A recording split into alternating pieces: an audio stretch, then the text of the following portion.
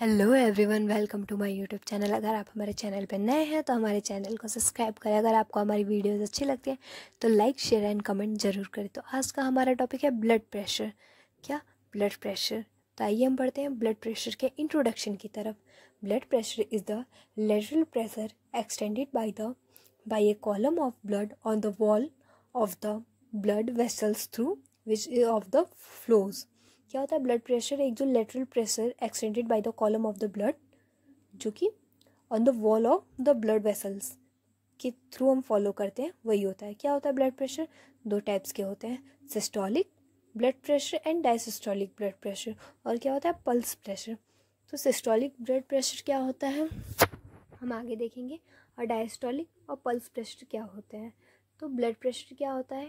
Lateral pressure extended by the column of the blood on the wall of the blood vessels through the which follows. आप देख सकते हो systolic blood pressure and diastolic blood pressure. Image में आप देख सकते हो, हम आगे डिस्कस करते हैं इसके बारे में। तो आप यहाँ देख सकते हो ब्लड वेसल्स ऊपर जा रही हैं और नीचे जा रही हैं। जो नीचे जा रही है उसमें डायसिस्टोलिक होता है। तो क्या होता है systolic? Systolic blood pressure is the maximum pressure extended during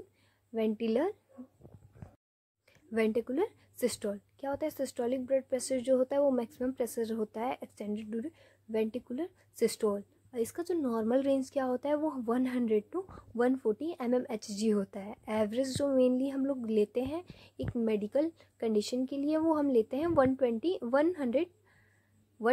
mmHg।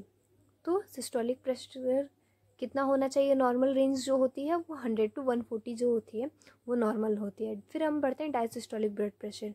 Diastolic blood pressure is the minimum pressure during ventricular diastolic. तो ये क्या होता है?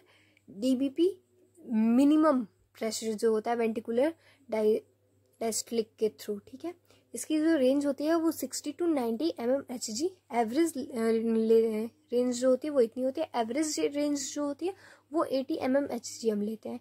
It is measure by the peripheral resistance. ये किसके थ्रू मेजर होती है? पेरिफेरल रेजिस्टेंस के थ्रू। आइए हम बढ़ते हैं पल्स प्रेशर की तरफ। तो पल्स प्रेशर क्या होता है?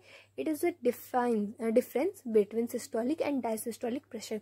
ये क्या होता है? Difference between systolic and diastolic pressure. तो हम पल्स प्रेशर कैसे मेजर करते हैं? सिस्टोलिक और डायसिस्टोलिक, सिस्टोलिक को डायसिस्टोलिक से माइनस करके हम जो निकालते हैं वो हमारा पल्स प्रेशर आता है। तो आइए हम बढ़ते हैं फैक्टर इन्फ्लुएंसिंग बीपी।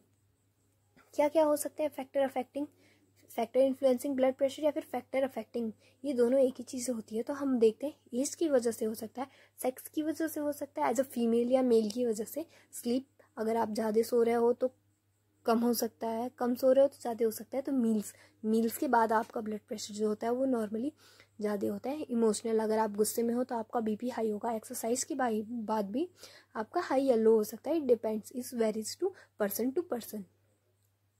तो आप इसकी आप क्लिनिकल एनाटमी देख सकते हो कि हाँ इसकी क्लिनिकल एनाटमी क्या होती है। तो इसकी दो क्लिनिकल एनाटमी होती है, hyper extension and hypotension and hypertension. तो BP is measured with a स्फेनोमीटर।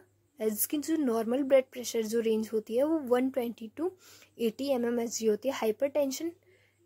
Hypertension जो होती है, बीपी आपका बढ़ जाता है जिस कंडीशन में कहते हैं उसको, उसका जो रेंज जो होता है वो 140 टू 97 होता है। कम वाले में 90 टू 60 होता है mmHg। Thank you. Like, share and subscribe my YouTube channel.